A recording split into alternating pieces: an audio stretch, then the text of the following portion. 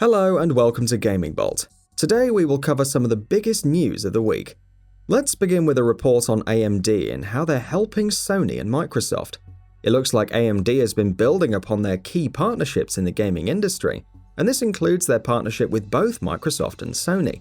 Given that both companies make the two big HD consoles out there, so to speak, AMD caters to both their specific needs.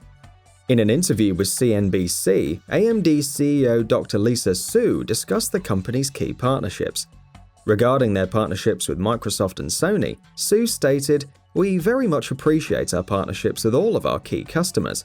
Microsoft is a leader, certainly in Windows. We are partnered with them in game consoles. I think we have a vision of where cloud computing is going, and we're working closely with them." Although they are working on cloud computing, the company will still focus on cloud customers and PC customers without prioritizing one over the other. At the end of the day, it seems like AMD is helping both Microsoft and Sony get the best out of their consoles according to their specific needs. Su stated, "I think that's what makes us unique, is we're working with both Sony and Microsoft on consoles, and they both have their specific secret sauce that we're helping them do." A few months back, we reported on the fact that Sony was working on AMD Ryzen compiler improvements, which may or may not have something to do with the PS5. Additionally, other recent reports also claim that AMD's Navi architecture was created specifically for Sony and the PS5.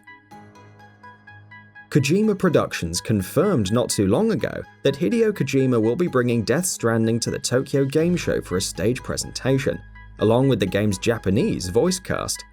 If you were hoping for the game to have an even bigger presence at the event, you might be a bit disappointed. The studio has now also confirmed via a tweet that Death Stranding will not be playable at the event, nor will it be an exhibition, just a stage presentation, that's all. Even that's cause for excitement though.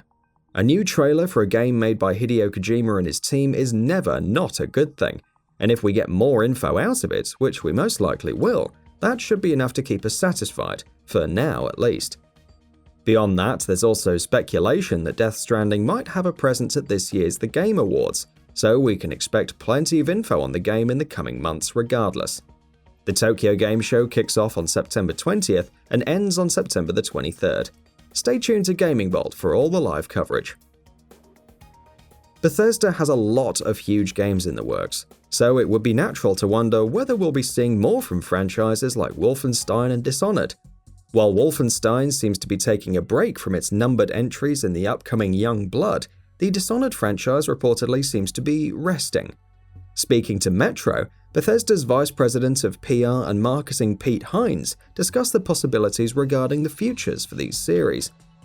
Regarding the next major installment in the Wolfenstein series, Pete Hines stated this is a game that they're definitely making. He said, "Yeah, sure, absolutely we're making a Wolfenstein 3. They said on stage that they're taking a break from the larger story to do this thing, but we all have to see how that ends." The interviewer also inquired about the Dishonored series and how it's said to be resting. However, Hines is of the perspective that the developers just want to work on different projects, so it certainly is a possibility that we'll be seeing more of this series in the future. Hines stated, I wouldn't read too much into that. Look, Arcane has 2 studios, they're working on a number of things. That's no different than Todd Howard saying, "I'm going to make a Fallout game and then I'm going to make Starfield before I go back to TES 6. He didn't say I'm never making another. There's like, we have an idea for another thing here, we have an idea for another there. All in all, it's still pretty great news for fans of the franchises to learn that they aren't completely dead. The less than stellar commercial performances of both Wolfenstein 2 and Dishonored 2 may have cast doubts over futures of both properties. Dishonored more so than Wolfenstein, since the latter is at least still getting a new game next year. It's great to know that that doesn't seem to be the case. Hopefully we'll get to learn more about this soon enough. And that wraps it up. If you like what we're doing, please consider subscribing to our channel. We upload new videos daily, so make sure you don't miss them by subscribing. We appreciate your support, and we thank you for checking us out.